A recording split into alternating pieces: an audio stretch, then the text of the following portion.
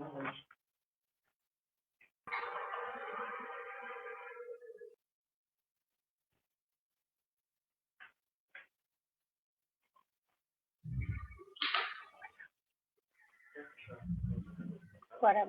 já estou no ar.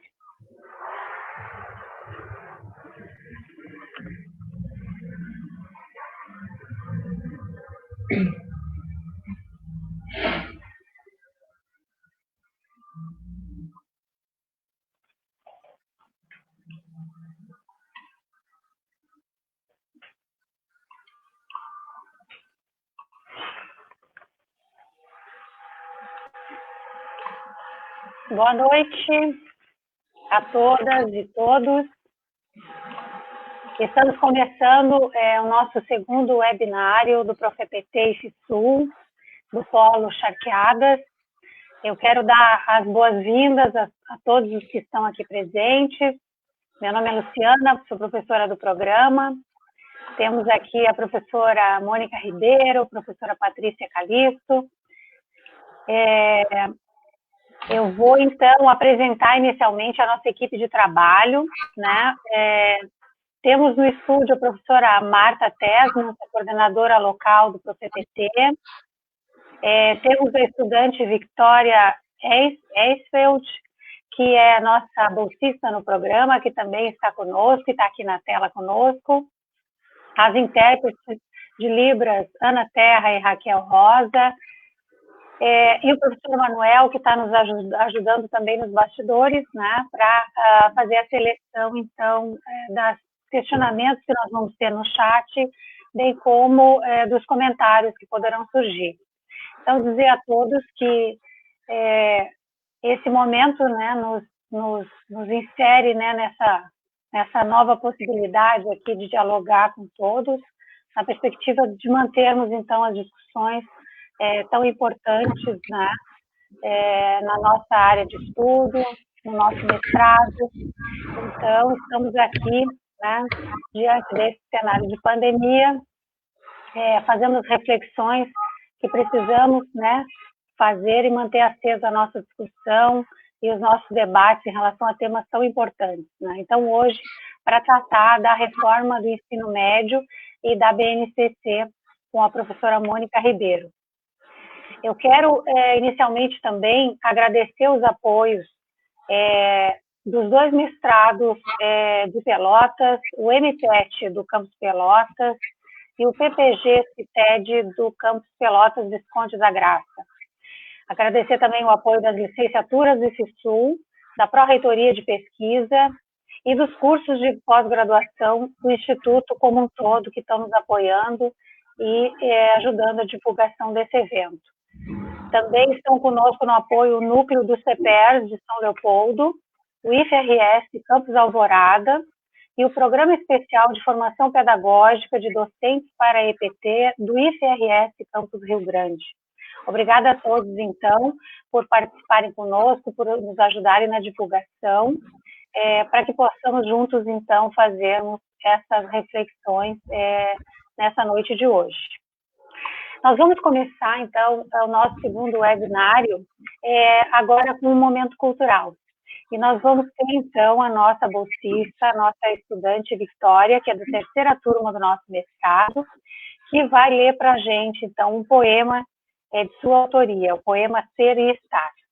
Então, agora na tela conosco, a Victoria. Boa noite, estão me ouvindo? Sim. Tá. Só uma pequena mudança da leitura do poema. Eu acabei escolhendo um não da minha autoria, mas um de um importante poeta e escritor e crítico das artes daqui do Brasil, o Ferreira Goulart, né, que é um pseudônimo. Na verdade, o seu nome é José de Ribamar Ferreira. E que se diz, o nome é Não Há Vagas. E diz assim: o preço do feijão não cabe no poema. O preço do arroz não cabe no poema. Não cabem no poema o gás, a luz, o telefone, a sonegação do leite, da carne, do açúcar, do pão. O funcionário público não cabe no poema. Com seu salário de fome, sua vida fechada em arquivos, como não cabe no poema o operário, que esmerilha seu dia de aço e carvão nas oficinas escuras. Porque o poema, senhores, está fechado, não há vagas. Só cabe no poema o homem sem estômago, a mulher de nuvens, a fruta sem preço. O poema, senhores, não fede nem cheira. Dizer que eu achei bem interessante esse poema, de que, na verdade, aqui o que a gente faz, né, o que faremos hoje, em tantos outros momentos de outras lives, é que muitas vezes, por exemplo, como nesses documentos da reforma do ensino médio, da BNCC, muitas questões elas não estão incluídas. Às vezes elas estão escondidas ou camufladas, e que não são tratadas, mas que aqui nesses momentos que a gente se dispõe, nessas lives, nesses debates, nessas discussões, aqui a gente fala do trabalhador, aqui a gente inclui o pão, a gente fala do preço, da fome, e que, apesar de o poema dizer que não há vagas, aqui, nesses nossos momentos, há vaga sim. As questões importantes da realidade, elas não ficam para trás. Aqui a gente inclui e dizer que aqui há vagas para falar de todos esses assuntos e esperar que sempre possamos nos reunir para discutir e dialogar todas essas questões. Boa noite para nós. Boa noite, Vitória. Obrigada. Então, pessoal, inicialmente eu vou explicar a todos como vai funcionar nossa dinâmica de trabalho aqui e, na sequência, então, farei a apresentação da professora Mônica e da professora Patrícia e nós começaremos, então, nosso webinário de hoje.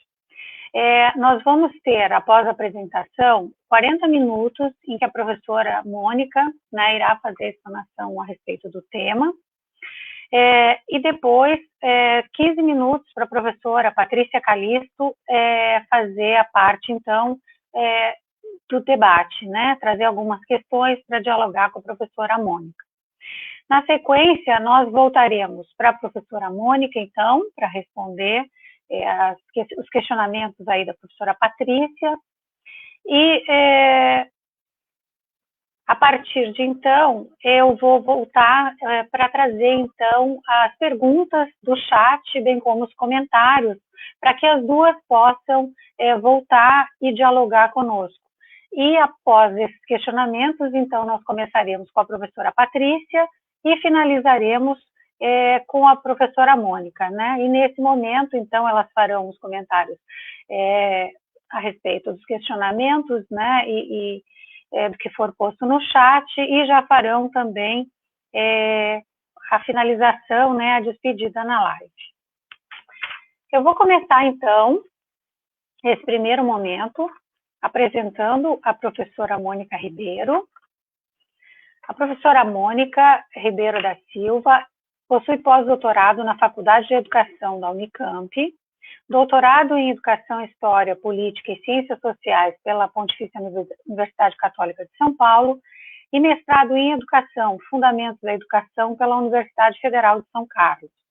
Graduação em Pedagogia com habilitação em Administração Escolar pela Universidade Estadual Paulista Júlio de Mesquita Filho, a Unesp de Araraquara. É professora na Universidade Federal do Paraná, até o presente. Atua nos cursos de formação de professores e no programa de pós-graduação em educação, mestrado e doutorado.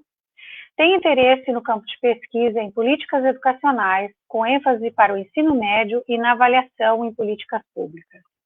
É coordenadora do grupo de pesquisa Observatório do Ensino Médio. É coordenadora também do grupo de pesquisa Ensino Médio e Pesquisa, pela Rede Nacional de Pesquisa sobre o ensino médio. A professora Mônica foi chefe do Departamento de Planejamento e Administração Escolar de 2005 a 2017 e vice-coordenadora do Programa de Pós-Graduação em Educação da Universidade Federal do Paraná. Coordenadora do Programa de Pós-Graduação em Educação, vice-coordenadora do Fórum Sul de Coordenadores de Programas de Pós-Graduação em Educação, coordenadora do DINTER, doutorado interinstitucional, entre a Universidade Federal do Paraná e a Universidade Federal do Acre, com financiamento pela CAPES. Coordenou a produção de materiais de formação continuada de professores do Pacto Nacional pelo Fortalecimento do Ensino Médio junto ao Ministério da Educação. Entre esse importante currículo, né, temos ainda a professora como revisora de periódicos, né, de diversos periódicos, e parecerista ad hoc de várias agências, né? E várias supervisões também de estágio, tanto doutorado como mestrado, bem como pós-doutorado, né? E a professora Mônica, integrante do Movimento Nacional em Defesa do Ensino Médio, vice-líder do grupo de pesquisa Ensino Médio, pesquisa sobre ensino médio com sede na Unicamp. Gostaria também de apresentar a professora Patrícia Calisto, nossa colega, né, professora do ProfEPT do IFSUL, no campus Charqueado.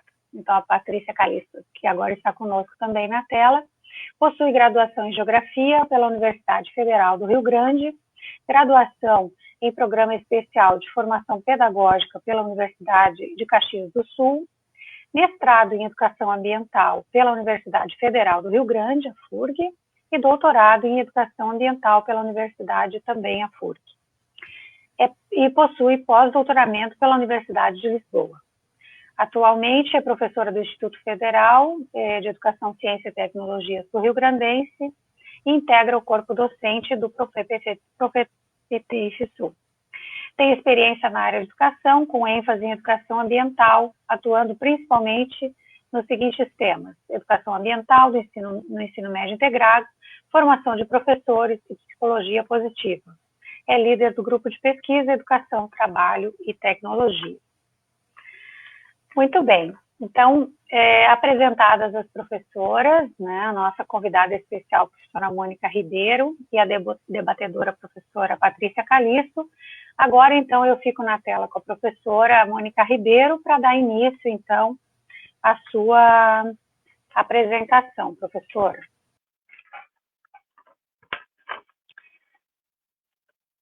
Então, inicialmente, eu gostaria de, mais uma vez, agradecer, né, pela sua atenção, por atender ao nosso convite, dizer que não é a primeira vez que tentamos trazer a Mônica Ribeiro, né, para fazer um debate conosco, para estar nos nossos eventos, e em outros momentos não foi possível, de forma presencial, mas hoje, né, a pandemia nos trouxe, né, essa oportunidade, né, de estar conosco, de fazer um debate, professora, com a sua presença, num tema que nos é muito caro, né, a reforma do ensino médio. Então, um tema muito importante, né, para nós, dentro dos institutos federais, né, fazer a aproximação, fazer a reflexão, estabelecer um diálogo, dado a nossa primeira e grande missão, que é trabalhar com o ensino médio integrado, né, possuindo a nossa oferta de matrículas, né, centradas em 50% de vagas para o ensino médio integrado. Então, a reforma do ensino médio, ela impacta no nosso trabalho, né? E a BNCC, né, a Base Comum, Base Nacional Comum Curricular, diretamente também, então, é direcionada com esse tema. Então, deixo aqui o espaço, né, para a professora Mônica fazer a sua explanação. Então, temos em média 40 minutos, professora, e pelo chat, então, eu me comunico para a gente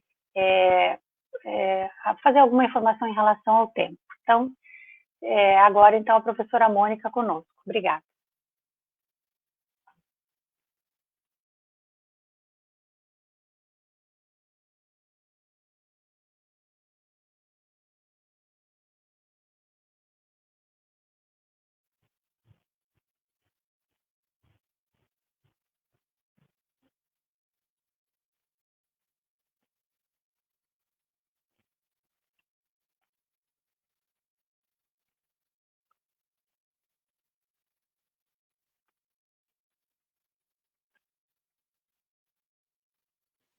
Oi, e agora? Estão me ouvindo? Sim. Sim. Deu um probleminha de conexão aqui com o meu microfone, tá bom? Então, pessoal, obrigada, né? Agradeço aí ao carinho do convite do pessoal todo, né? Ligado aí ao mestrado do Instituto do IFSU. Agradeço também pelas perguntas já antecipadamente. Espero que a gente consiga estabelecer um bom diálogo, né? Uma boa conversa a respeito desse tema que é meu tema de interesse, é o meu campo de pesquisa e não apenas de pesquisa, mas de preocupação quando a gente fala do direito à educação da juventude brasileira. Então, agradeço por poder estar conversando com vocês, né? Ainda que não tenha ido pessoalmente ao Instituto, mas aqui vai uma possibilidade da gente trocar algumas ideias, né? Então, o tema, né, pelo qual me convidaram e de fato é aquele tema em que eu me sinto bastante à vontade para conversar, diz respeito à reforma, à atual reforma do ensino médio e à Base Nacional Comum Curricular.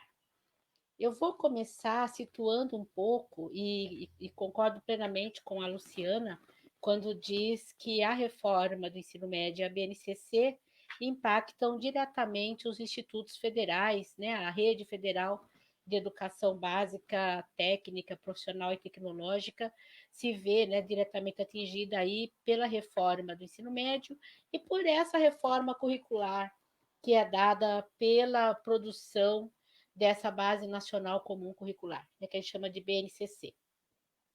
Na questão da reforma do ensino médio, acho que vale a pena a gente situar. Não sei se consigo aumentar o som, se aumentar.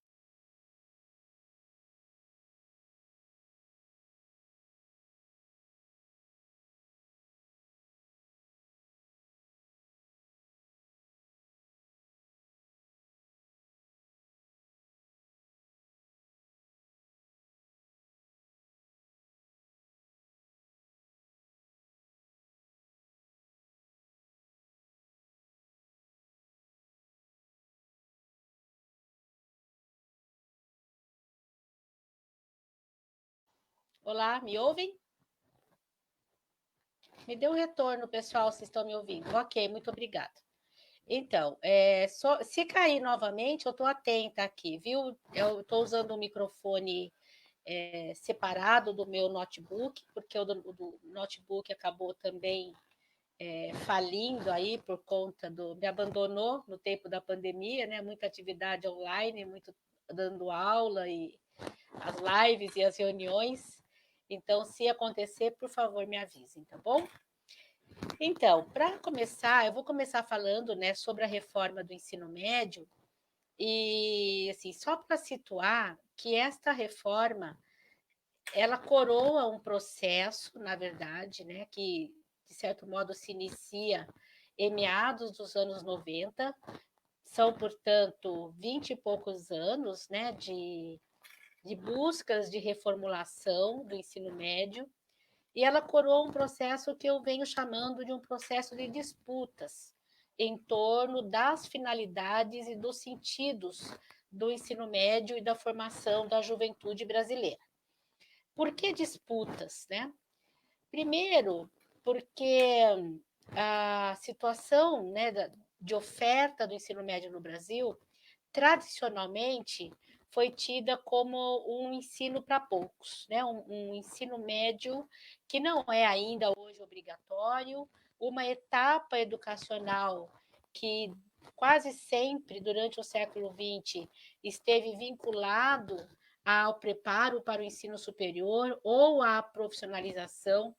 É muito comum na área da educação e das pesquisas e de quem analisa o ensino médio no Brasil falar em dualidade, né? Uma certa dualidade que marca essa etapa, ora voltada para o preparo para o ensino superior, ora voltada para o preparo né, de formação de nível médio, técnica.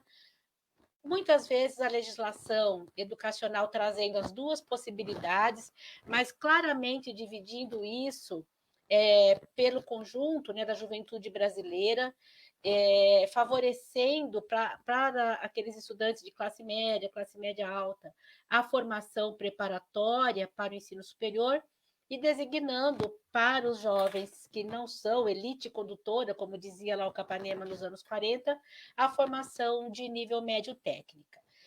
A atual LDB, de certo modo, significa um avanço ao tratar desta questão. Por quê? Porque lá em 96, quando a lei foi aprovada, e é o que muda agora com a reforma, a LDB deixou muito claro que o ensino médio é a etapa da educação básica. Ou seja, se é uma etapa da educação básica, isso significa que, deveria caminhar no sentido de ser um direito, ou seja, de que todas as pessoas teriam acesso ao ensino médio, e isso indicaria aí, né, que ele se tornasse obrigatório, etapa escolar obrigatória. O que quer dizer tornar etapa escolar obrigatória? Quer dizer que é a obrigação do Estado brasileiro assegurar que todas as pessoas nessa faixa de idade escolar obrigatória estejam, de fato, matriculadas. Só para vocês terem uma ideia, ainda hoje nós temos aproximadamente 1.500.000 estudantes com a faixa etária de estar no ensino médio e que não tem qualquer vínculo escolar. Quer dizer, nós ainda não asseguramos a educação escolar como um direito para a juventude brasileira. Mas a LDB em 96 sinalizava nessa direção. O fato de colocar lá em 96, né, que o ensino médio é a educação básica, indicava uma outra coisa também, que ele não é nem um cursinho preparatório para o ensino superior, ele não é a mera passagem para o nível superior, né, para os vestibulares, e nem é tampouco a formação apenas técnica, mas é uma formação que assegura a formação científica básica, prepara para a cidadania, prepara para o mundo do trabalho, podendo oferecer a habilitação técnica e profissional, desde que preenchido esse requisito da educação básica, de ser educação básica. Esse cenário, né, esse conceito de educação básica, colocado na LDB, né, na Lei 9394 de 1996, é que se vê fragilizado com a atual reforma do ensino médio. E depois eu volto a dizer, né, por que isso. Concluindo lá essa reflexão sobre esses 20 anos de disputa, 20 e poucos anos de disputa, vale a pena a gente se perguntar, mas por que as disputas e quem está disputando? Então, eu alertaria primeiro, né, que essas disputas, elas ocorrem principalmente por conta da ampliação do acesso ao ensino médio. A gente passa de algo em torno de 25% da faixa etária cursando o ensino médio no início dos anos 90, para algo que, né, em torno de 60% cursando da faixa etária cursando ensino médio em 2016. Então, em números absolutos, nós temos um crescimento de 3.500.000 matrículas aproximadamente para 9 milhões de matrículas em 2004, que é quando nós temos o maior número de pessoas matriculadas no ensino médio. De 2004 para cá, esse número passa a decrescer. Mas ele passa a decrescer principalmente na faixa etária das pessoas com mais de 18 anos. Ele continua em crescimento, ou seja, nós, né, continuamos a incluir a juventude de 15 a 17 anos na etapa considerada apropriada para estar estudando. Nós, mesmo tendo 1 milhão e tanto fora da escola, a gente continua ano a ano a fazer essas inclusões. Seja principalmente aí pelas redes estaduais, seja também pela rede federal. Agora, essa ampliação imensa, né, de 3.500.000 matrículas para 9 milhões de matrículas, desperta esse cenário de disputas que eu mencionei, porque cabe dizer agora, né, quem tem o poder de dizer qual escola para essa juventude que jamais pensou em estar na última etapa da educação básica? Quem é que tem o poder de dizer qual formação para a nossa juventude? E isso, no Brasil, está posto em vários setores da sociedade quando nós pensamos no sistema escolar.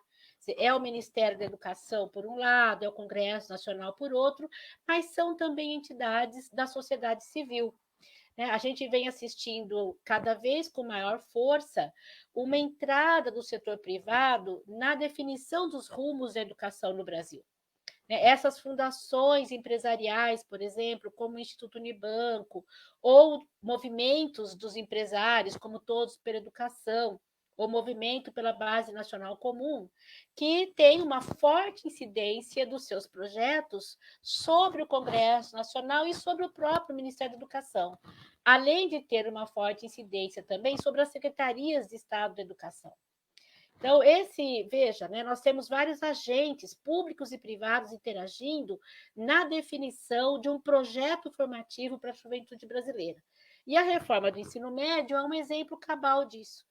Durante 20 anos, 20 e poucos anos, nós tivemos várias ações de tentativas de reformulação do ensino médio.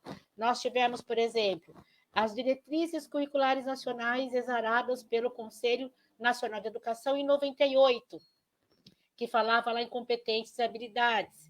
Depois nós tivemos, em 2012, outras diretrizes que revogam aquelas e que não falam em competências e habilidades, falam em juventude, falam em trabalho, ciência e tecnologia, falam em ensino médio integrado, não só profissional, mas uma concepção integrada de currículo e ensino no ensino médio.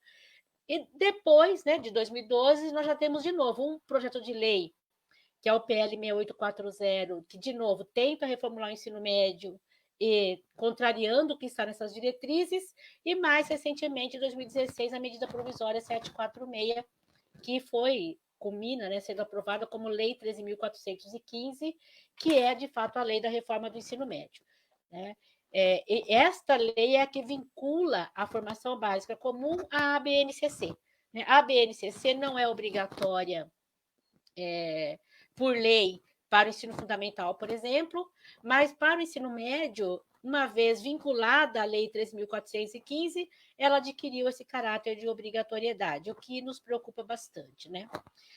Em síntese, o que é que a reforma propõe? A reforma do ensino médio, a Lei 3.415.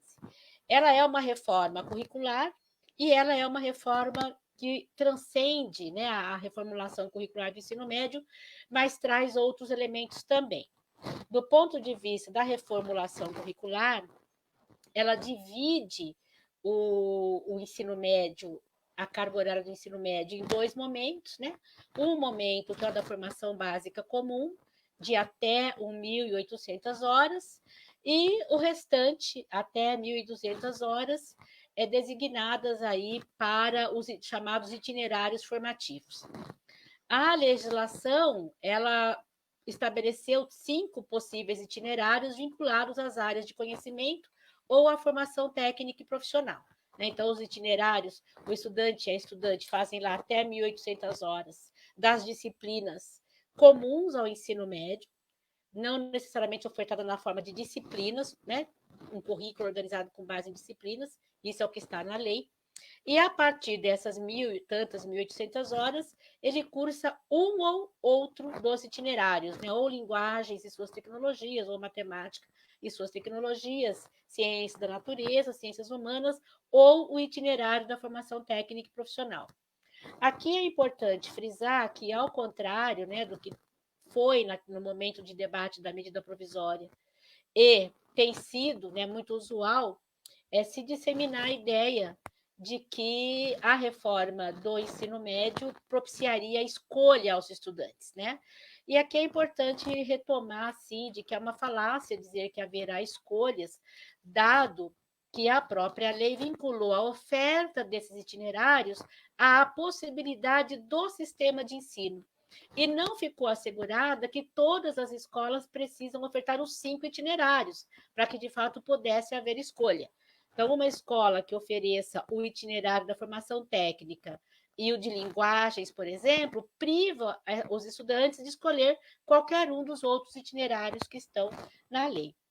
Há, portanto, uma perda, e é uma perda do próprio sentido do ensino médio como educação básica. Primeiro, porque não é mais comum a todos. O ensino médio deixa de ser uma etapa que é comum a todos por ter uma base curricular próxima, né? O ensino médio passa a ter essa diversificação, que é chamada também de flexibilização curricular, mas reduz consideravelmente a formação básica comum, essa carga horária da formação básica comum.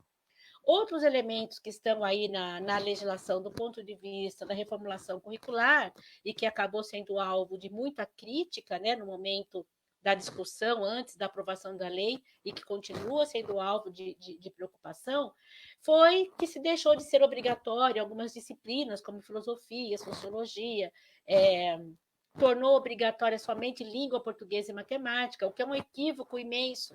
Né? Como é que nós vamos compreender as complexidades do mundo de hoje, colocando tanta ênfase em língua portuguesa e matemática? Né? Como compreender, por exemplo, esse cenário geopolítico da pandemia, sem ter minimamente os elementos que contribuem para compreender esse cenário do mundo atual, né? A questão da geopolítica, da geografia, da sociologia, da economia política, o que os países estão fazendo, né, para conter o avanço da Covid-19. Então, veja, né, num momento crucial em que nós precisamos pensar a realidade de forma mais integrada, mais articulada, nós temos uma reforma que priva os nossos estudantes do acesso a esse conjunto de possibilidades, né? E aí vocês me perguntariam, mas por que então essa ênfase em português e matemática? Porque o que foi possível identificar no discurso de quem defendia a reforma era uma vinculação, primeiro, com as avaliações em larga escala. Então, né, o ensino médio, o IDEB do ensino médio está estagnado. Isso eu, por exemplo, que acompanhei diretamente as audiências públicas, as 11 audiências públicas no Senado e na Câmara dos Deputados em Brasília, a gente ouvia isso milhares de vezes. Né? Mas, objetivamente, o que quer dizer o IDEB está estagnado? Objetivamente, o que isso sinaliza em termos de direito à educação? Né? A obsessão com o PISA. Né? Olha, e aí as comparações, a Alemanha, os Estados Unidos, né? O Canadá e vários outros países, a Finlândia, né? A comparação com outros países no sentido de que precisaríamos reformar o ensino médio para aumentar o desempenho dos estudantes, né? E aí outras argumentações vinculadas a essa, por exemplo, o ensino médio tem 13 disciplinas, é absurdo, os jovens não aprendem 13 disciplinas, né? E aqui eu costumo brincar sempre, dizendo, olha, eu nunca vi ninguém morrer de disciplina. Olha, morreu de física. Né? Ninguém morre de disciplinas, né? Claro que isso é uma piada. Né? Todos nós passamos por 13 disciplinas, algumas com as quais temos maior facilidade, outras menos, mas isso não quer dizer que não tenhamos que aprender esse conjunto de conhecimentos que estão aí para que a gente, de fato, consiga compreender minimamente o mundo que nos cerca, né? Então, é uma reformulação curricular de peso, né, que coloca uma disciplina como obrigatória de língua estrangeira, mas já diz que é o inglês. Então, isso também já mostra, né, um problema com relação às escolhas, né, torna não mais torna obrigatório o ensino, a oferta de língua espanhola, que tínhamos até então assegurada em lei. Então, é um conjunto de retrocessos, né? E aliada à reformulação curricular, mudanças nas regras de financiamento que acabam permitindo duas coisas em termos de parceria com o setor privado. Primeiro, que o setor privado, com o uso de recursos públicos, ofereça o tal itinerário da formação técnica e profissional, e também que o setor privado, com o uso de recursos públicos, ofereça parte da carga horária do ensino médio dito regular ou profissional na forma à distância, na modalidade à distância. Então, são formas de privatização, né, da própria oferta do ensino médio. Né? Se isso tudo for de fato implementado, e daqui a pouquinho eu falo um pouquinho da implementação, nós teremos um ensino médio público de oferta público-privada, coisa que nós até então não tínhamos, ainda que essas think tanks, né, essas fundações venham agindo na educação brasileira já há bastante tempo. Bom, sobre a BNCC, né? A Base Nacional Comum Curricular é um documento, na verdade, não é mais do que isso até o momento, e é um documento extremamente prescritivo, detalhista, que fere profundamente a autonomia das escolas na elaboração dos seus projetos político-pedagógicos, né? A LDB, ao passo em que assegura a autonomia das escolas na elaboração do seu projeto pedagógico, acaba agora, especialmente no caso do ensino médio, legitimando, né, dando fundamento para que as escolas adaptem os seus currículos a esse documento de BNCC. Então, quais são os problemas que eu vejo em termos de uma BNCC? A primeira coisa que eu quero dizer é eu sou radicalmente contra termos um documento dessa natureza tão prescritivo, a dizer quase que semanalmente o que cada professor, cada professora tem que ensinar da educação infantil ao ensino médio. Isso está na contramão, inclusive, dos países que estão no topo do PISA. Uma das coisas que a Finlândia fez, que a levou para o topo do PISA, foi abolir o currículo comum, esse currículo mínimo comum, e conferindo justamente às escolas e às comunidades escolares, incluindo aí as famílias, os responsáveis pelos estudantes, pelas estudantes, a pensarem o projeto formativo da infância, da adolescência e da juventude.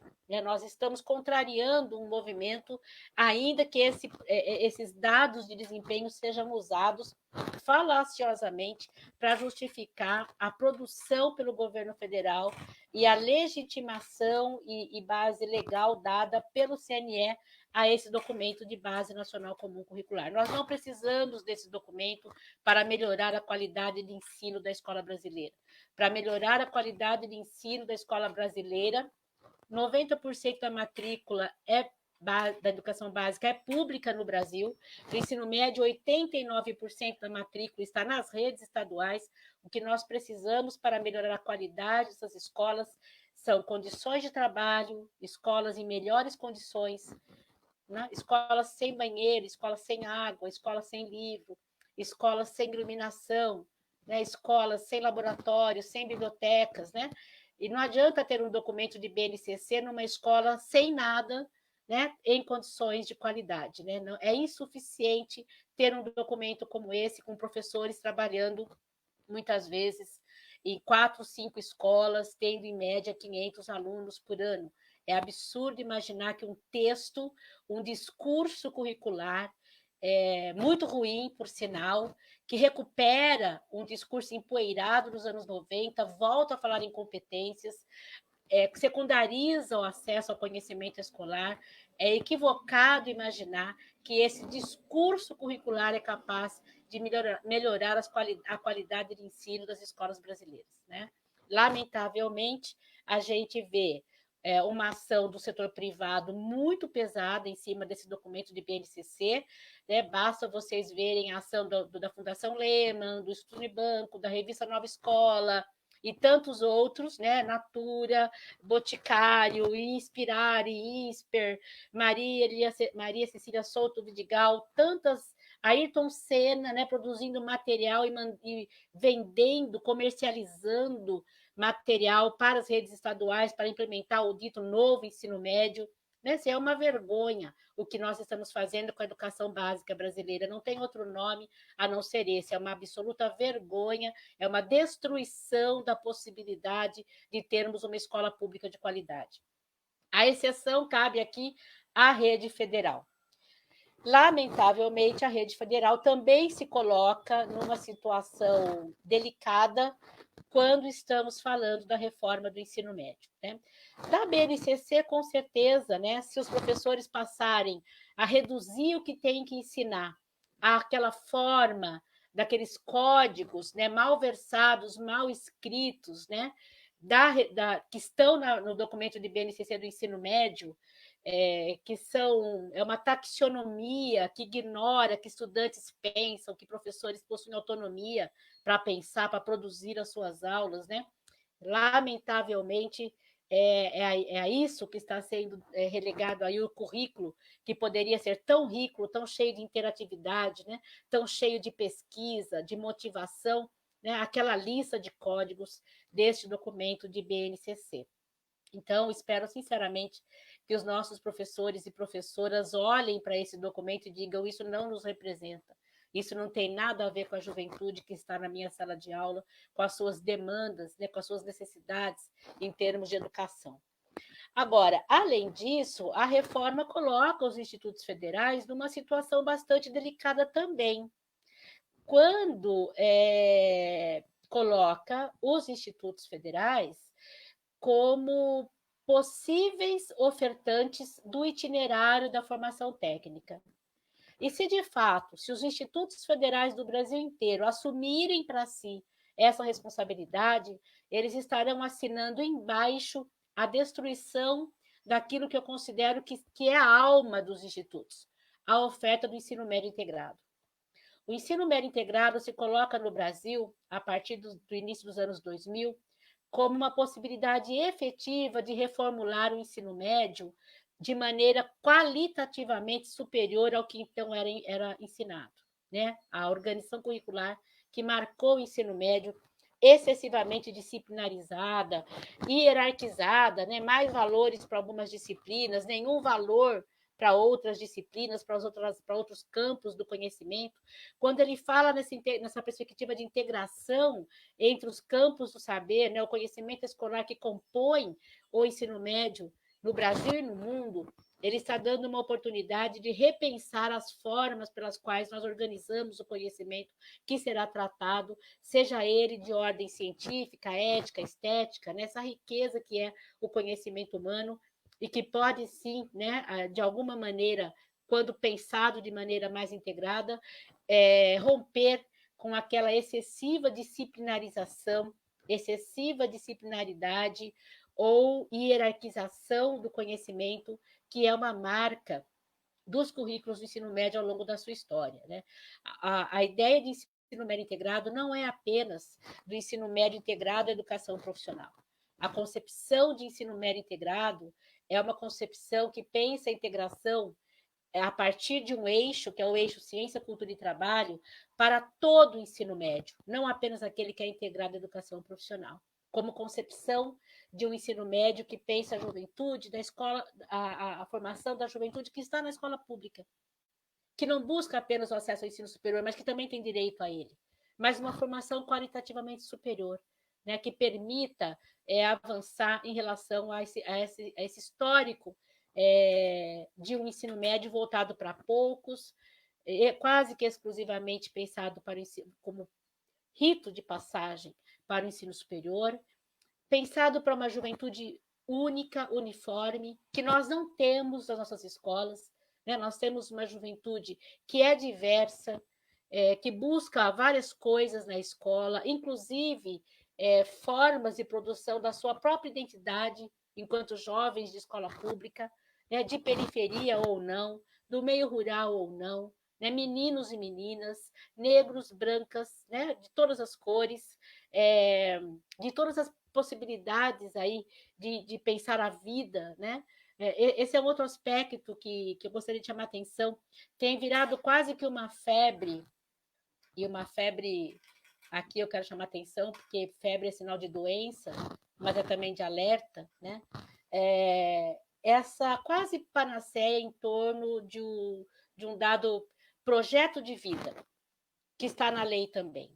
Né? Isso é de uma ironia absurda. Né? Quando eu penso nos meninos de periferia, quando eu penso nessa juventude negra que tem sido dizimada, por exemplo, no Rio de Janeiro, é uma ironia, é um sarcasmo, sabe? É algo de muito mau gosto imaginar que esse sujeito vai pensar na sua escola o seu projeto de vida. Projeto de vida para ser entregador de aplicativo? É isso? Ou nós temos que oferecer outras condições para a escola, inclusive de fazer a crítica a de que é entregador aquele sujeito que carrega comida nas costas estando passando fome. É muita hipocrisia imaginar que nós vamos ter né, condições comuns, condições iguais de conversar com a nossa juventude que está na escola pública e dizer: elaborem o seu projeto de vida. Quando apenas 16% de quem conclui o ensino médio vai para o ensino superior no Brasil. É muita hipocrisia falar em projeto de vida. né? Quando nós deveremos oferecer escolas, sim, de qualidade, sim, em condições de qualidade também, e não um arremedo como esse que é dado agora pela reforma do ensino médio e pela BNCC. Eu não sei qual é o meu tempo. Tem um tempinho ainda, Luciana? Bom, eu vou seguir. Tenho mais 5 minutinhos, tá? Então, sobre a questão das competências, que é a outra coisa que eu gostaria de falar aqui inicialmente, né? Por que não falar em competências? Primeiro que essa história de competências, habilidades é uma jabuticaba, né? Alguma coisa que só existe no Brasil e que, na verdade, deriva aí de um erro de tradução, porque quando a gente começa a falar em competências aqui no Brasil, a primeira tradução é feita para habilidades, né? Se traduz o ability do inglês para habilidades, quando o mundo inteiro falava em competências, né? No final, nós juntamos as duas coisas aqui e as pessoas ficaram depois, anos e anos a fio, tentando entender quando era competência e quando era habilidade, quando os dois conceitos, na forma como foram utilizados, querem dizer apenas uma coisa. A ênfase não é para o saber, mas é para o saber fazer. É isso que. E aí desloca o eixo do conhecimento para a ação. Né? E na época, vem outros discursos, por exemplo, aprender a aprender, né? Tem que ensinar o que vai aplicar no cotidiano, né? O que faz sentido é o que está no cotidiano. Veja, nós não precisamos de 15 anos de escolaridade para nos movimentar no dia a dia, né? No cotidiano. Se nós defendemos uma escola por mais tempo, é para que essa escola nos capacite a enfrentar mais do que o imediato, mais do que o dia a dia. Mas as grandes situações, os grandes problemas da existência humana, inclusive, né? Mais do que resolver problemas de ordem pessoal, de ordem subjetiva, vinculados ao cotidiano. E é esse empobrecimento que a noção de competências traz, quando ela primeiro deriva aí de uma lógica economicista, né? A sociedade pós-industrial, a sociedade informática, o empreendedorismo, né? O projeto de vida, tudo isso está articulado. Né? Dizer que o jovem tem que ser empreendedor, quer dizer o seguinte: se vira, meu chapa, o Estado não tem nada a ver com a tua vida. Ela é você que lute. Né? É isso que quer dizer o ser empreendedor, e o empreendedorismo de si, está diretamente vinculado a essa noção de competências, tal qual estão prescritos ali na Base Nacional Comum Curricular, inclusive agora. Né? Então, é um conjunto de retrocessos, eu diria. Eu tenho partido sempre do princípio de que as escolas não materializam exatamente aquilo que foi escrito nos documentos oficiais. As escolas, todas elas, e de formas diferentes de uma para outra, são lugares de reflexão, de análise, são lugares de resistência, são lugares também de adesão ao discurso oficial, mas seja como for, as escolas não reproduzem mecanicamente o que está nos discursos oficiais. Elas tensionam aquilo que vem de fora com aquilo que elas praticam e geram aí uma outra coisa, né? Uma terceira, uma quarta, uma quinta coisa que vale muito a pena a gente conhecer, estudar, problematizar, que faz com que as escolas sejam únicas, né? Sejam lugares mesmo, sejam espaços formativos, apesar dessas ações do Estado tão retrógradas como as que nós temos visto agora, ultimamente, no caso brasileiro.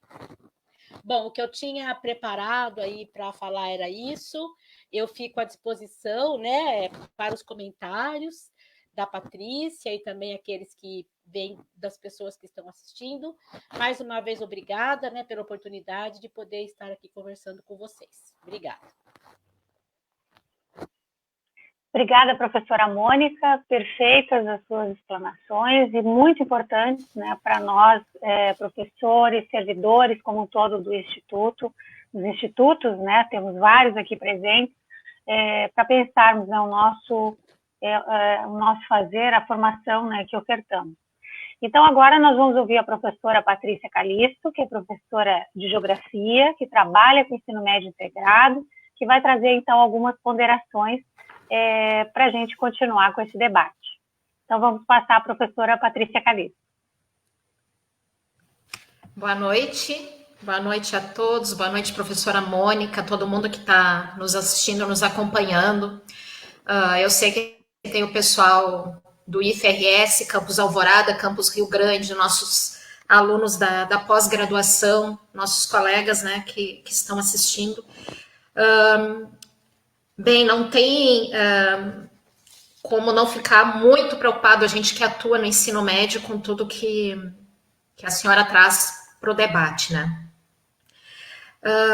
E nas últimas semanas eu tenho estudado algumas questões referentes à questão do bem-estar, porque o meu pós-doutoramento, e de lá para cá, de 2016 para cá, eu venho estudando a questão do bem-estar, né? Então, a gente está vivendo um momento único, né, de pandemia, que desestabilizou a sociedade global, né? Então, a gente não sabe como agir, a gente, enfim, tem pensado a escola, e a gente tem tido com muita frequência reuniões para pensar a escola que a gente já deveria estar pensando há muito tempo.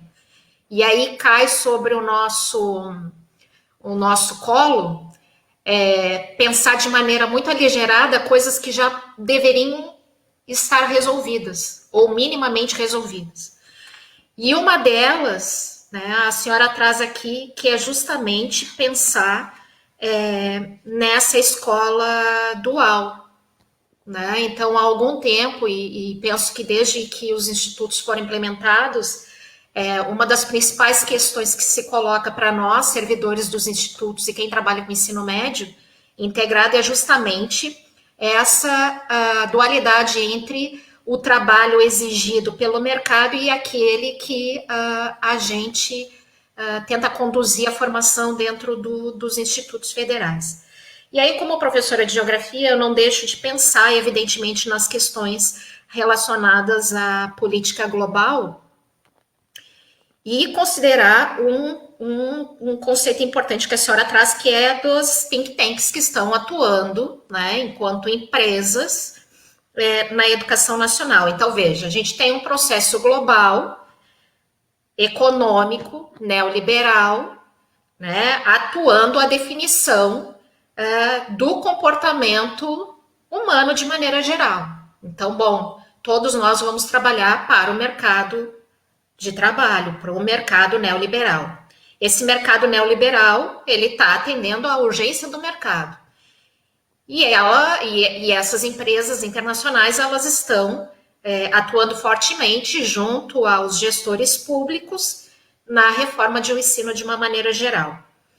E aí, eu lendo na outra semana que uma dessas empresas que a senhora cita, a empresa Ayrton Senna, ela faz um documento em que ela, inclusive, denomina a BNCC como uma grande inovação para o ensino brasileiro.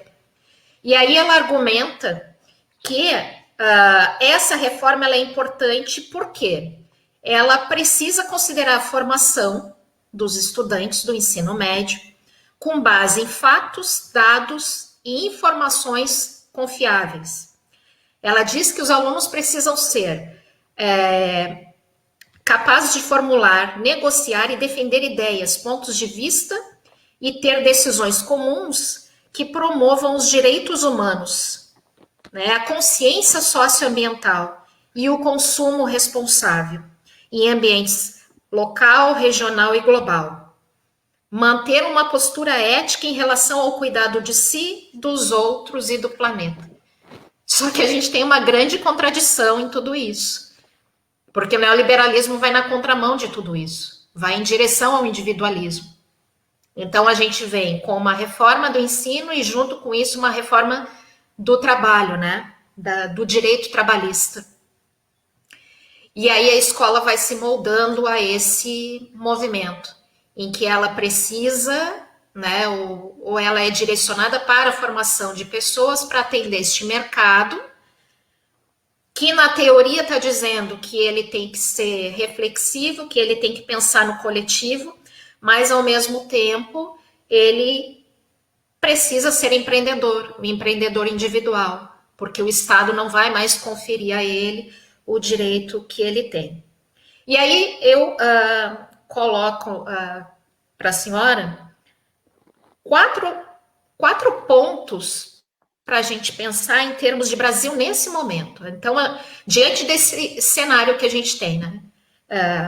Neoliberal, de contradição em toda essa reformulação, etc.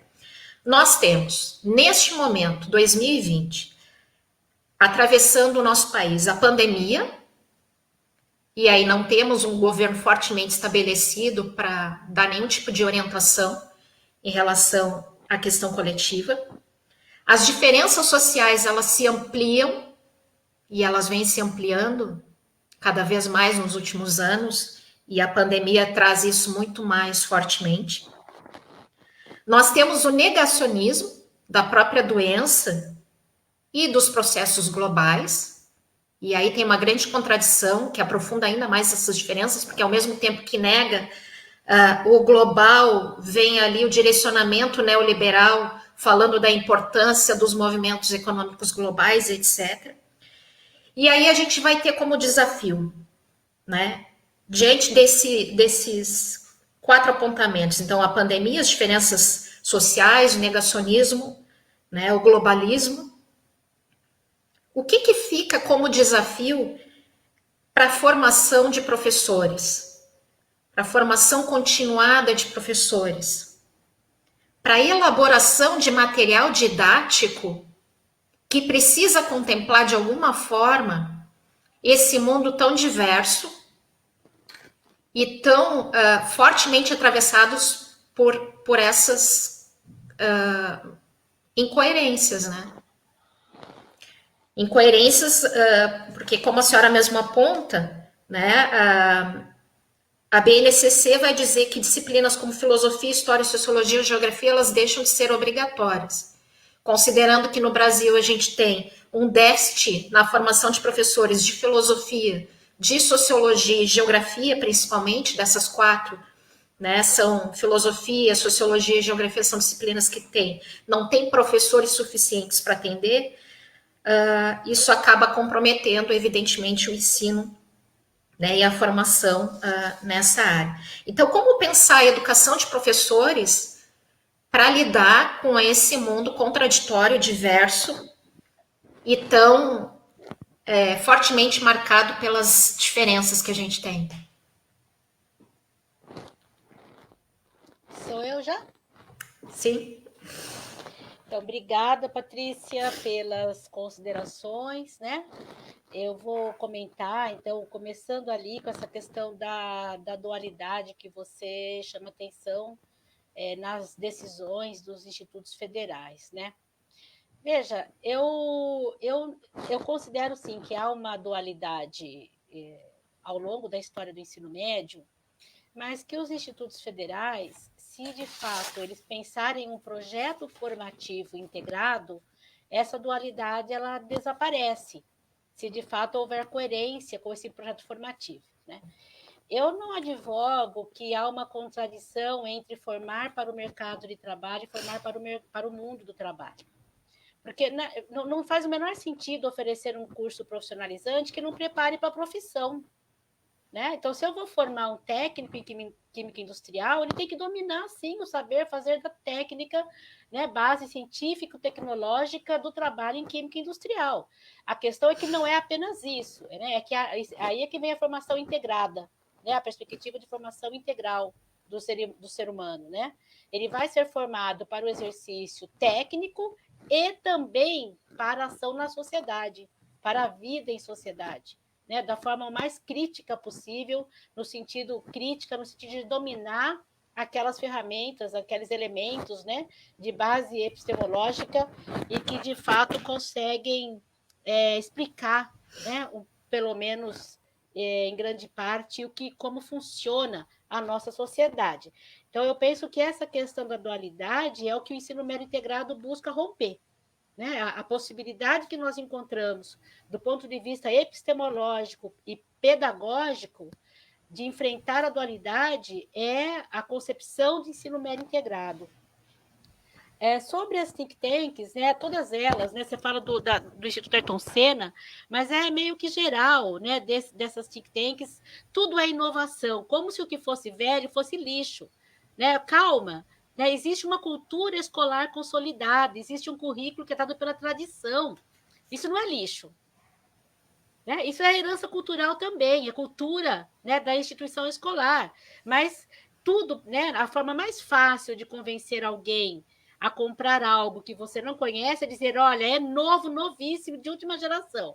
Então, esse é o melhor celular, porque esse é o que acabou de sair. Compre, que você não se arrependa. Então, o discurso da inovação é o discurso para vender uma ideia, sem que as pessoas tenham que agir criticamente sobre aquela ideia. Então, sobre os 4 pontos, né? Eu não chamo de diferenças sociais, eu utilizo e acho que o conceito é o de desigualdade social. Né? O Brasil é um país que tem profundas desigualdades sociais e profundas desigualdades educacionais. Elas não são enfrentadas pela reforma do ensino médio, elas são agravadas com a reforma do ensino médio, elas são agravadas com essa base nacional comum curricular. Veja só, que sentido tem estabelecer um padrão único de currículo para escolas com tanta desigualdade? Esse padrão vai favorecer quem está próximo do padrão. As escolas em piores condições estão distantes desse padrão, elas serão prejudicadas mais do que já são. Então, não interessa para nós termos um padrão único em condições tão adversas, tão desiguais de acesso ao sistema escolar. Por isso é que a BNCC é um grande retrocesso também. Né? Não é só porque ela fala, ela agrava as desigualdades já existentes, se é que não criará ainda outras. Né? Então, esses 4 pontos, né? A questão da pandemia e essa situação bastante complicada gerada pelo governo brasileiro em relação a ela, as desigualdades, esse negacionismo ou até a invenção de certas coisas, né? Eu acredito que em alguém como a Patrícia falar em terra plana, em terraplanismo deve dar assim, né, todos os tipos de pavor, né? 10 tipos de medo, 30 tipos de raiva, porque é absurdo em pleno século XXI. Nós temos um movimento dessa ordem, né? De tudo que você fala, o que me chama atenção, não só para a formação de professores, mas para a formação em geral, né? Nós precisamos garantir o acesso ao conhecimento e à ciência. Um professor, uma professora capaz de enfrentar essas situações todas, precisa dominar não somente o conteúdo que ele ensina. É insuficiente entender de geografia para ser um professor ou uma professora. É fundamental entender as bases sociais nas quais a escola se move. É fundamental ter uma boa formação epistemológica em todos os campos do saber, né, para poder fazer opções, para poder ter autonomia, para pensar como organizar o conhecimento humano, né, como é que o estudante aprende. É fundamental entender como o estudante aprende para poder ensinar. Então, é uma formação plena, uma formação mais ampla do que aquele conteúdo pura e simplesmente que ele, em tese, vai transmitir para um outro indivíduo. Do mesmo modo, essa formação mais articulada, né, nos vários campos do saber, ela é necessária para todos, para a criança, para o adolescente, para o jovem e adulto que está na escola, né, e para quem está no ensino superior também, porque é isso que nos permite chegar perto da compreensão do que é o mundo, do que é a realidade que nos cerca. O que me permite fazer a crítica ao negacionismo é ter uma formação que me permita compreender o quanto quanto chega a ser ridículo. O que é, todos os dados do mundo mostram para a gente o que é o cenário da pandemia. Como é que alguém que não sabe interpretar um gráfico vai lidar com essa realidade? Interpretar um gráfico não é algo que a matemática vai me ensinar. Né? Eu preciso de uma leitura, que são os vários campos, as várias áreas do conhecimento que me permitem dialogar com esses dados. Então, nós permanecemos com o desafio de como organizar o conhecimento na escola, das mais diferentes origens, né? Seja o conhecimento científico, conhecimento de ordem estética, ética, nós continuamos com esse desafio. O problema é que o que está sendo oferecido em termos de BNCC é o contrário disso tudo, porque ela vai para o mais imediato, por exemplo. Né? Ela vai justamente para essa situação da competência, né? Do saber fazer, do cotidiano. Né? É isso que fragiliza. Né? Eu tenho dito, assim, eu sou professora há bastante tempo, acho que todas nós aqui somos, né? Mas só o fato de permitir da gente estar vendo, né, e nas redes sociais, nos jornais, né, esse tipo de fala, né, me deixa angustiado no sentido de que nós temos falhado terrivelmente na educação, sabe? Nós temos falhado terrivelmente. É inadmissível a gente presenciar certas coisas como as que nós temos presenciado contemporaneamente no nosso país, por exemplo. Mais uma vez, obrigada aí, Patrícia, pelo diálogo.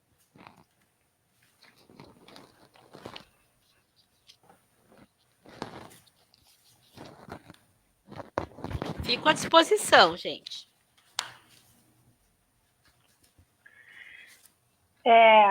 Então, excelente esse debate que se estabelece, né? A Patrícia traz, né, esses elementos, né, de como lidar, né, diante desse cenário de pandemia, algo novo, né, que não temos receita, que não sabemos como fazer, muito embora tenhamos excelentes exemplos, né, que vêm de outros países que enfrentaram, né, inicialmente a pandemia, mas que o nosso país, né, ou pelo menos os gestores, né, que deveriam começar, né, dando o exemplo e o encaminhamento da política, não o fazem, né? Falo do governo federal, obviamente.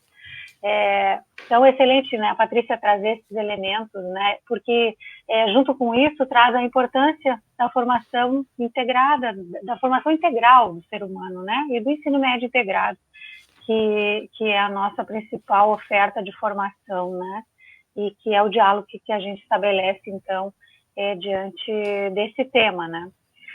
Eu queria trazer também, né, considerando a questão da pandemia, considerando a influência que nós temos dos setores privados, né, desses institutos que vêm interferindo nas políticas públicas, e especialmente, né, na reforma do ensino médio, que é o tema que a gente está aqui discutindo, nós temos ainda agora, nesse momento, um agravante, né, que é a aproximação das tecnologias e das tecnologias na educação como algo que pode resolver todos os nossos problemas, né? E, por vezes, estamos acompanhando a tentativa de implementar, até pela cobrança da sociedade, né, do retorno às atividades, mas o esforço que a gente vê de implementar as tecnologias da informação, muitas vezes usando a ferramenta pela ferramenta, sem discutir a pedagogia, né? Como fazer, né? Como fazer no sentido pedagógico, né? Discutir a nossa concepção de trabalho, discutir como implementar. Então, os institutos, as universidades federais, né, estão resistindo, né, à implementação do ensino remoto, né, grande parte, porque não queremos ampliar a exclusão, né? Não podemos permitir que possamos fortalecer, né, esses aspectos. E parece que muitos esquecem, né, afinal, qual é a missão dos institutos federais, né? Se não é a inclusão social, né? Se não temos, então, esse trabalho lá desde o início, né, da nossa lei de fundação definido, né, pela interiorização, justamente para dar mais oportunidade e mais acesso. Então, por vezes, né, parece que se esquece desses aspectos, né, e nós temos essa cobrança. Mas aí eu trago esse elemento para nós pensarmos aqui, professoras, né, Mônica e Patrícia, que a aproximação dessas tecnologias podem ainda atrapalhar muito mais, né, esse futuro, né, de inclusão que a gente tem feito e que a gente pretende continuar fazendo. Então, trago esse elemento e, na sequência, já as questões que vêm a partir do chat. É para comentar agora? Podemos comentar, Luciana? Acho que a Luciana congelou aqui, para mim, pelo menos. Eu vou comentar, por favor. Tá? Isso, por favor. Então, veja só, aqui na universidade, aí eu faço uma distinção, sim, entre a universidade e os institutos, tá? Aqui na Universidade Federal do Paraná, nós acabamos por criar uma resolução que cria um período especial e que nesse período especial são ofertadas disciplinas, sim, na graduação de forma remota. É chamado ensino remoto emergencial, ou seja, não passa pela nossa cabeça que isso vai se converter em norma pela educação à distância. Nós também fizemos uma distinção entre ensino remoto emergencial e educação à distância. Os cursos não estão se transformando em cursos EAD. Os cursos permanecem presenciais. E uma outra coisa que foi feita na universidade, que eu considero muito positivo, é não tornar obrigatório nem para o aluno e nem para o professor. Então, nenhum estudante, nós temos 32 mil estudantes de graduação na UFPR, nenhum estudante está obrigado a fazer matrícula nas disciplinas ofertadas no período especial. Ele tem garantido o seu retorno e as matrículas do primeiro semestre de 2020, quando voltarem as atividades. Do mesmo modo, os colegiados de curso, os departamentos, planejaram quais disciplinas seriam ofertadas e nenhum professor se tornou obrigado a. É uma resolução, na verdade, e acabou sendo debatida aí pelos estudantes, pelos cursos, né, nos vários campi da UFPR, numa terceira ou quarta versão a que se chegou neste formato do período especial. E eu considero que foi uma boa saída, porque se consegue, por exemplo, lidar com aqueles estudantes que faltam pouco tempo para se formar, por exemplo, e que 2 ou 3 disciplinas, né, tem uma limitação de carga horária semanal para isso. É ensino superior, não é ensino médio.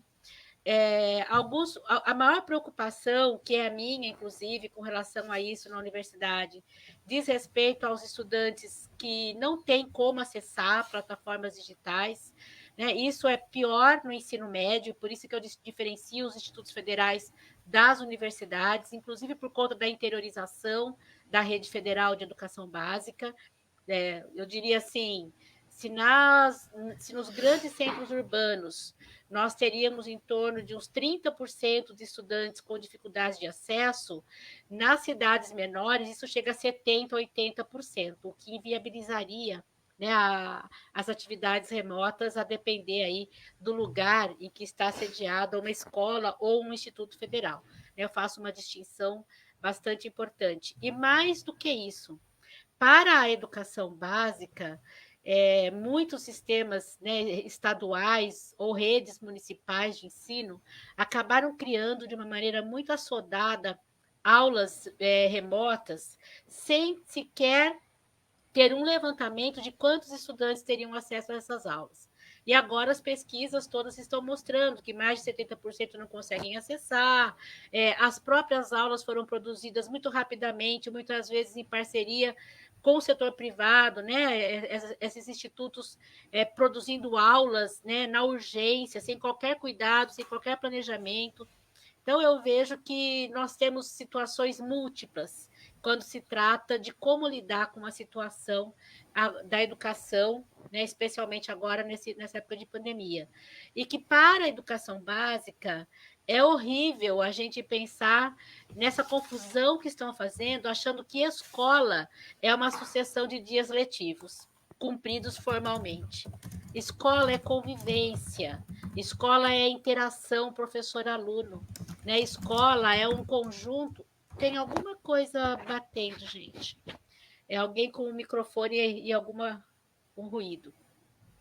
Escola é muito mais do que uma lista de conteúdos a serem seguidas aí formalmente, né? Ou de uma maneira absolutamente sem qualquer vínculo criado com esses estudantes, especialmente os de ensino médio, né? Nem falar, então, das crianças. Né? Imagina uma criança que gosta de ir para a escola, de repente ela fica 3 horas sentada ouvindo alguém falar, né? Assim, é um prejuízo em termos formativos que é imenso, né? Era esse o comentário que eu queria fazer sobre esse assunto, Luciana.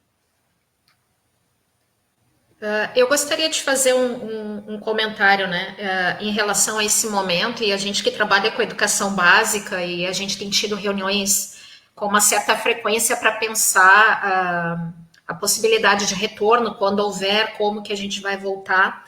E uma coisa que tem chamado bastante a minha atenção, e aí tem relação direta com a nova BNCC, que uma das coisas que ela aponta é a questão da construção do currículo participativo, né?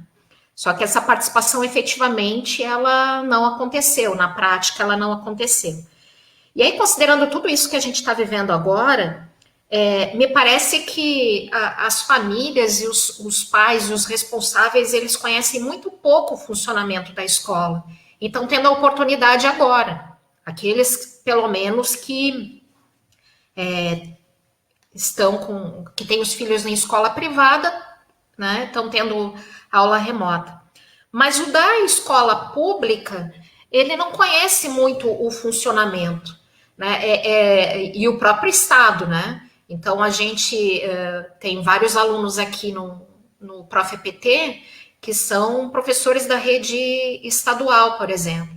E são pessoas que hoje têm uma carga horária imensa de atividades, trabalhando em 2 ou 3 escolas diferentes, tendo que atender 7, 8 disciplinas diferentes e tendo que produzir material e disponibilizar esse material num tempo que não foi planejado, né?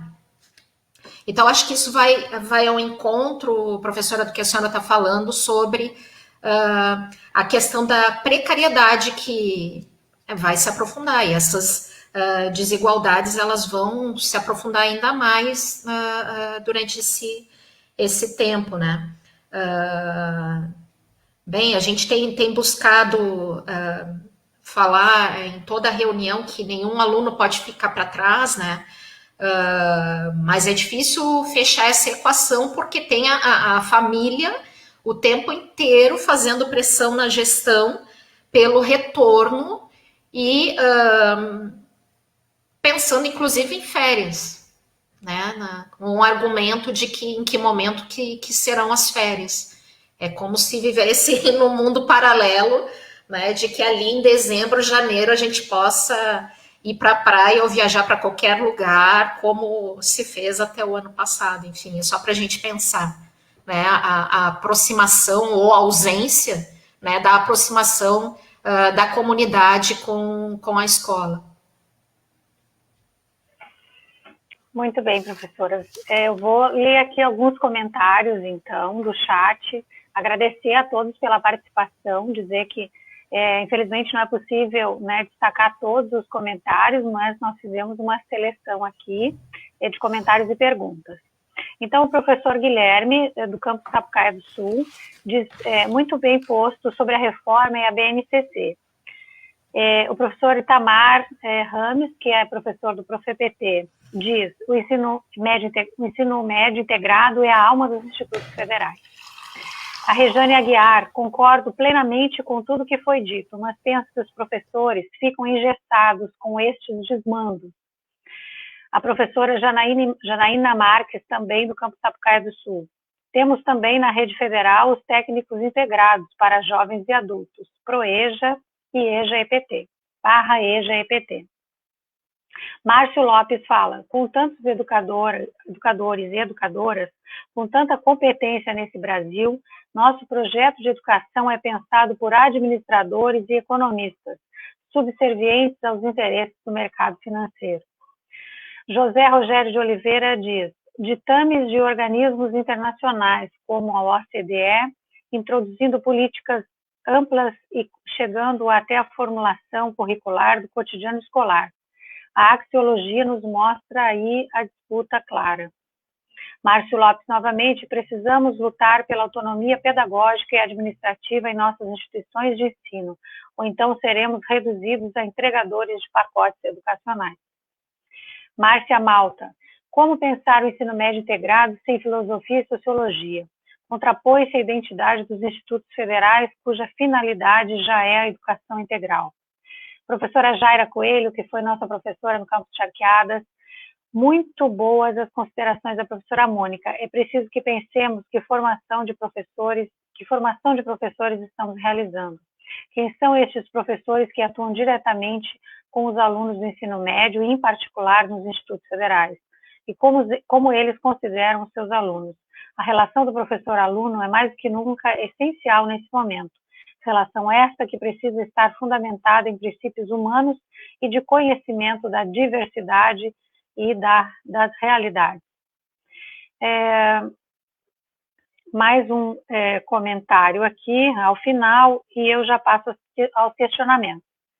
Então, a professora Raquel Caetano, professora do mestrado também, do ProfEPT, que mandou um abraço para a professora Mônica, diz aqui, exatamente, não só direcionam a política, mas também querem atuar no conceito da proposta educacional. E aqui, então, alguns dos comentários que nós conseguimos pegar lá no chat, né, e trazer, e agora então, vamos às perguntas. O Flauber Couto pergunta, o que são os itinerários formativos? De onde surgem esses itinerários? Como serão desenvolvidos? A Franciele Araújo pergunta, qual a concepção de juventude presente na reforma do ensino médio e na BNCC? A Márcia Malta pergunta, a educação ambiental é contemplada?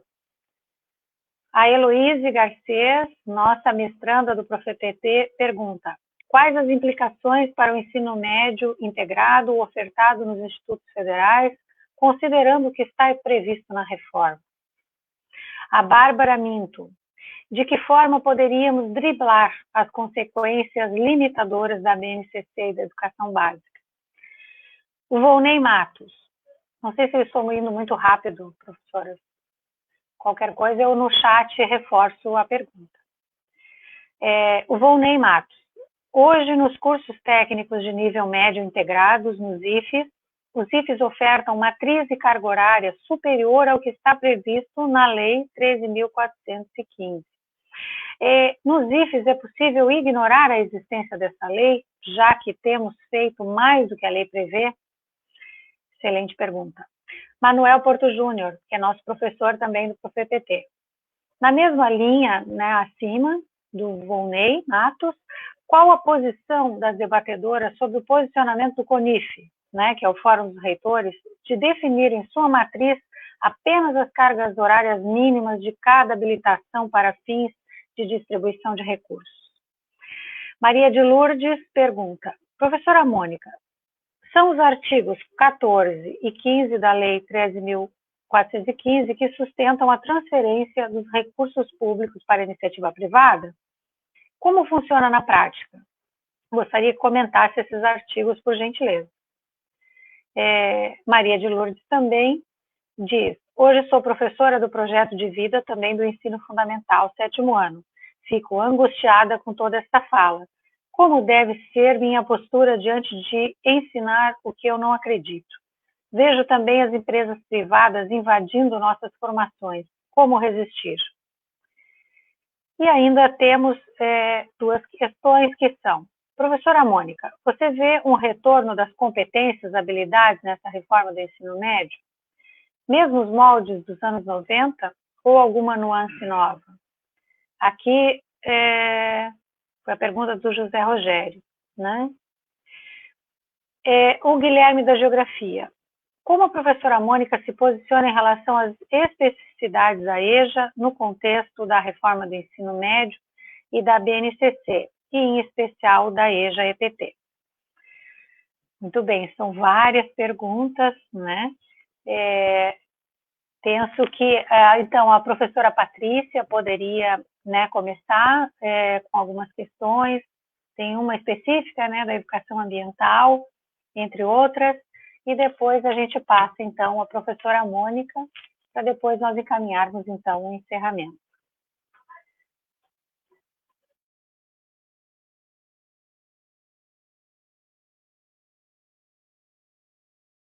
Antes de falar ali da educação ambiental, que é a minha área, né, eu fiquei bem preocupada com a professora que falou sobre ter que trabalhar a questão dos projetos de vida, né, que ela não acredita nisso.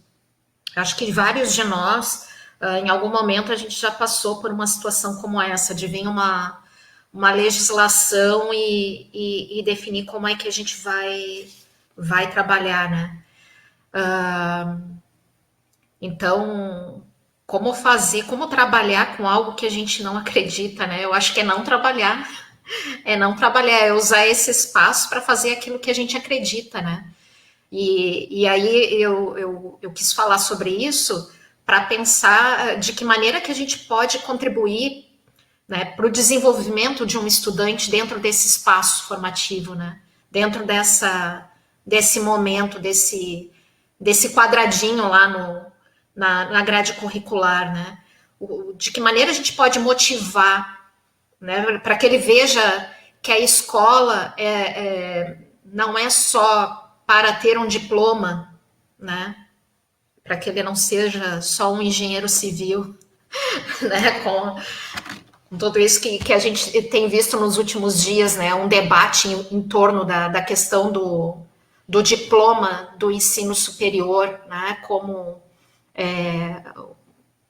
uma mudança de classe social, porque se adquiriu um diploma do ensino superior, né?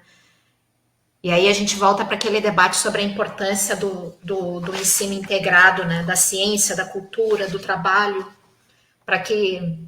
E talvez usar um caminho dentro dessa lógica, né? Um projeto de vida voltado para essa lógica de se pensar de que maneira a gente pode contribuir para que esse estudante, ele perceba na escola um espaço de crescimento pessoal, né? De crescimento pessoal, né? E de formação ética, de se pensar na questão da cultura, enfim, né? Eu estava pensando nisso. E sobre a questão da educação ambiental ser contemplada, ela não é contemplada, evidentemente, né? Na verdade, desde a década de 90, como quando a gente tem a lei federal, né? A Política Nacional de Educação Ambiental, ela não foi executada nunca, né? De lá para cá. Né? Ela aparece como um tema transversal. Ela aparece, inclusive, né, na nova BNCC, não com esse nome de educação ambiental, mas ela vai aparecer como uma competência, né, como uma área para se desenvolver uma competência socioambiental, uma consciência para o consumo responsável, onde a gente possa trabalhar, onde a gente deve trabalhar com os aspectos locais, regionais e globais, no sentido de levar o estudante a reconhecer o seu meio, as potencialidades do seu meio, etc. Do ponto de vista crítico, isso está muito mais relacionado com a geografia física mesmo, né? Então, as questões ambientais é pensar nos recursos naturais e nisso, é aquela proposta dos anos 80, dos anos 90. Então, se retoma, quer dizer, todo um debate que se fez nos últimos anos, nas últimas décadas, eu diria, para a implantação de um currículo em que a educação ambiental aparecesse de forma transversal na formação humana, ela desaparece, né? Enfim, as outras questões eu acho que são mais direcionadas à professora, né? Professora Mônica? Então, vamos lá. Bom, são 10 perguntas, é muita coisa, eu vou ter que ser rápida nas respostas, porque se eu gastar 1 minuto com cada uma, ou 2 ou 3, já vai mais meia hora, tá? Mas, assim, começo agradecendo, as questões são todas muito pertinentes, muito instigantes, né? Não tenho resposta para tantos como, podemos pensar juntos comos. Os comos a gente pensa junto, mas eu vou dar aqui a minha contribuição, tá?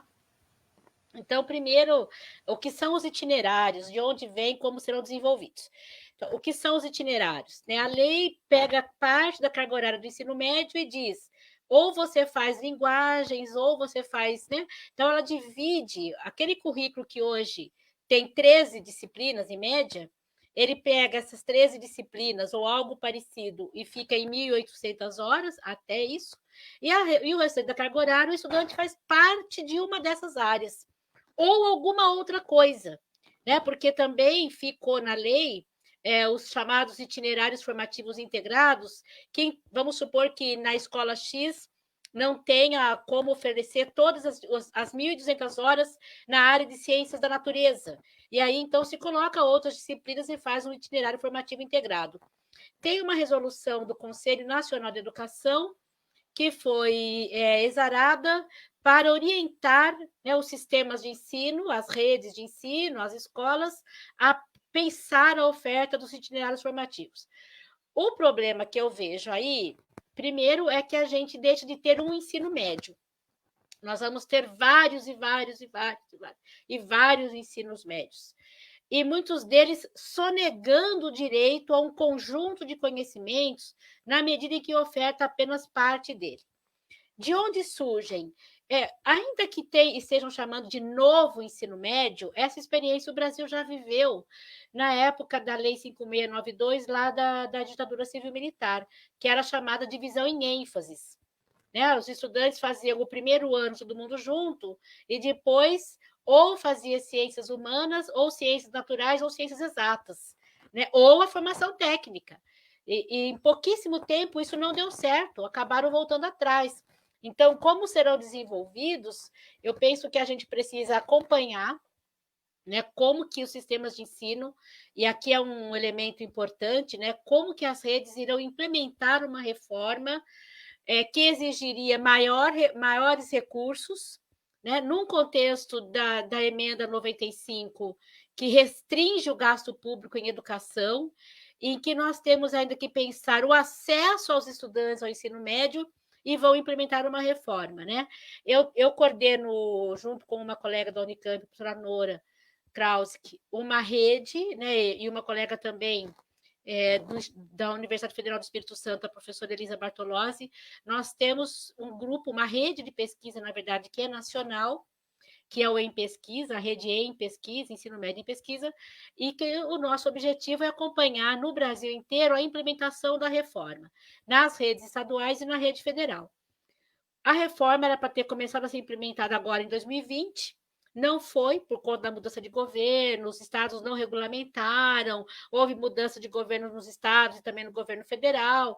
Então, né, há uma expectativa aí de que ela seja implementada, mas o que vale a pena é a gente acompanhar, porque cada rede está entendendo de um jeito. E como a lei é ampla, né, ela ficou aberta, né, isso, de fato, cada estado vai normatizar de um jeito. Qual a concepção de juventude na reforma? Eu diria que quem escreveu a lei nunca viu um jovem de escola pública perto de si. Não chegou nem perto, porque, por exemplo, achar que o que esses jovens querem é aprender noções de ética e de office é não saber o que é a vida, a riqueza de uma vida numa escola pública, né? Ainda que seja numa escola pública pobre. Né? O que é o universo da juventude? Né? Quais são as expectativas diante da vida? Né? Então, há uma ignorância. E, além disso, há uma concepção que não está explicitada, que é a de jovem como mercadoria. Né? Quais jovens serão incluídos no ensino superior e no mercado de trabalho, o que fazer para isso? Isso sim está muito claramente definido na reforma. Quais as implicações para o ensino médio integrado? Se os institutos fizerem aquilo que o Paraná, o IFPR, sinalizou que vai fazer, que é oferecer a concomitância com a rede estadual de ensino, né? A rede estadual oferece a formação científica básica, o núcleo comum, e o Instituto Federal oferece a formação técnica, é a destruição do ensino médio integrado. De que forma poderíamos driblar a BNCC ou ignorar a lei, né, a carga horária, etc, etc. Veja, eu dei uma pistazinha sobre isso na minha fala, eu tenho trabalhado com políticas curriculares e como é que elas são realizadas, como é que elas são interpretadas, como é que elas se movem no interior das escolas, né? Eu dei uma pista sobre isso no finalzinho da minha fala, né? As escolas não são receptáculos que o governo coloca coisas lá dentro e ela realiza. né? Ela quase que coloca essas coisas num liquidificador, a escola interpreta, ressignifica, reage, se distancia da formulação. Então, há um processo muito interessante pelo qual as reformas operam, né, os seus sentidos no interior de cada unidade escolar. E é isso que a gente precisa estar acompanhando. O que eu penso do CONIF? Qual a minha posição sobre o... Eu acompanho, né, as notas do CONIF, já participei de seminários com o CONIF, a convite do CONIF, desde 2010, desde 2013, quando se faz aquele projeto de lei que também afetava diretamente os institutos federais. Agora, do mesmo modo, né, assim, a lei também define o mínimo, né, mesmo a carga horária mínima. Então, eu considero que se os institutos já oferecem, além do que a reforma traz como mínimo, que a gente permaneça oferecendo mais do que o mínimo, né? Na autonomia que cada instituto tem de elaborar os PPCs, os projetos pedagógicos de curso. Sobre a transferência de recursos, né, a Lei 3.415, ela traz vários artigos, incluindo os artigos 14 e 15, que foram incorporados, né, em outras legislações, mas o que ela regula é o formato de parceria. Por exemplo, em várias formas, por exemplo, naquele recurso que vai via programas que tem como fonte o PDDE, o Programa Dinheiro Direto na Escola. O modo como o sistema vai usar esse recurso, ele vai regular. Vou dar o exemplo de Santa Catarina. Santa Catarina implementou o programa lá de ensino médio de tempo integral em parceria com o Instituto Ayrton Senna. Ou seja, recurso público que foi para o sistema, recurso federal que foi para o sistema estadual transferiu para o IAS e o Instituto fez formação de professores, o Instituto produziu materiais para as escolas na lógica empresarial, na lógica do empreendedorismo. Né? Eu fui banca recentemente de uma dissertação de mestrado na FURB, que analisou os materiais em sociologia, e o empobrecimento do ensino de sociologia é medonho, realizado pelo Instituto Ayrton Senna, de forma, né, permitida aí pelo programa, né, pela transferência de recursos diretamente para a empresa. Projeto de vida, eu concordo plenamente com a Patrícia, né? A escola não tem que entrar nessa armadilha e muito menos transformar isso numa disciplina, o que é mais absurdo ainda. Retorno às competências dos anos 90? Sim e não, né? Por quê? Porque, sim, fala em competências e habilidades, mas se naquele momento a origem da palavra competências no currículo, nos PCN, estava no campo do trabalho, da sociologia do trabalho, competências laborais, e no Enem eram as competências cognitivas, lá do Piaget, principalmente, agora o conceito que está na BNCC é de mobilização de saberes. Mas, no final das contas, dá no mesmo. Porque essa coisa de mobilização do saber é um reducionismo do conhecimento. Ou seja, eu só vou ensinar o conhecimento que gera uma ação imediata.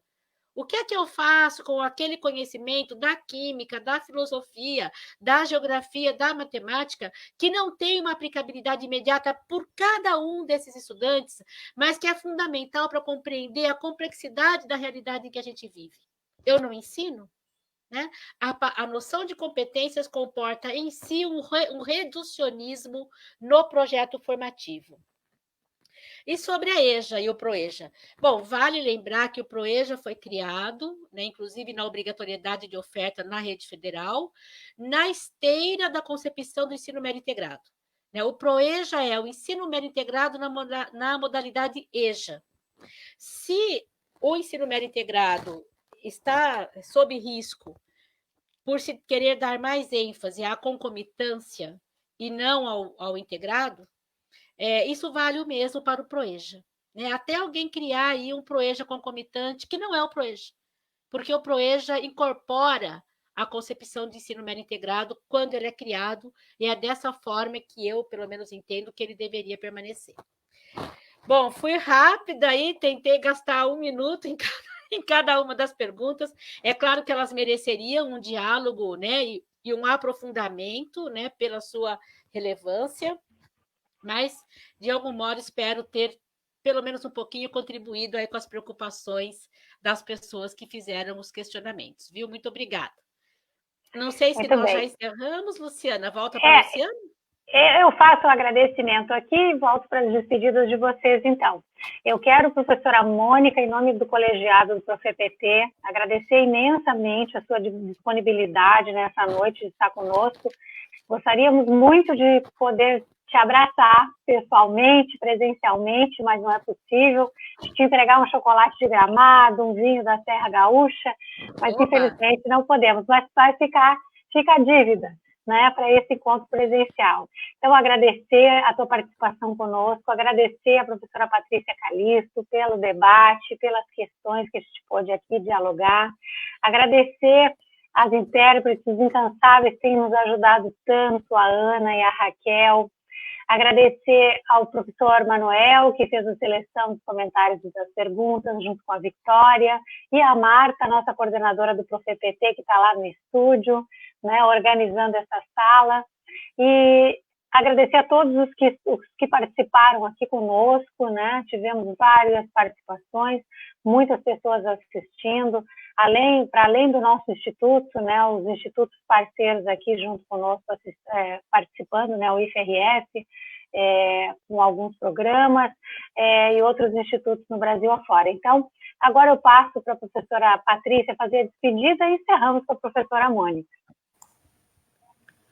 Então, eu agradeço a oportunidade de participar desse debate com a professora Mônica, né, e deixo como recado, né, para todos nós, né, todos que estão aqui online, todos que estão nos acompanhando, têm interesse na educação, né, então, meu recado é que a gente continue defendendo a educação pública, né, que a gente acredite na educação pública como a fonte para o crescimento desse país, para a mudança de trajetória desse país, né? Que a gente fique muito atento ao nosso papel enquanto educadores, enquanto estudantes de escola pública, né?